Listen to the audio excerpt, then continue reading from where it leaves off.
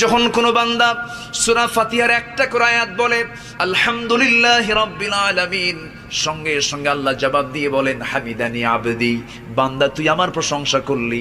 আর রহমানির রহিম যখন বলে আল্লাহ বলেন আসনা আলাইয়া আবদি।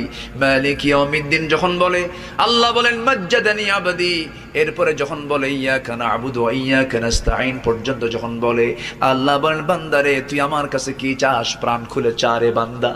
ইহদিনাস সিরাতাল মুস্তাকিম থেকে শুরু করে নিয়া ওয়ালাদ-দাল্লিন পর্যন্ত যখন বান্দা বলে তখন আল্লাহ বলেন বান্দা নামাজের মধ্যে এমন প্রেমের খেলা খেললি বান্দা, তুই যা চাইলি সব আমি আল্লাহ কবুল করলাম। ওই বান্দা যখন রুকুতে যায় আল্লাহ তখন অস্থির হন। ওই বান্দা যখন সিজদায় যাওয়ার জন্য প্রস্তুতি নাই, সমস্ত ফেরেশতাকে ডাক দিয়ে বলেন ও ফেরেশতারা, এই বান্দাগুলো আমাকে দেখলো না, রাসূলকে দেখলো না, কোরআনকে দেখে হাদিসকে বিশ্বাস করে আমাকে খুশি করার জন্য তার সবচেয়ে সম্মানজনক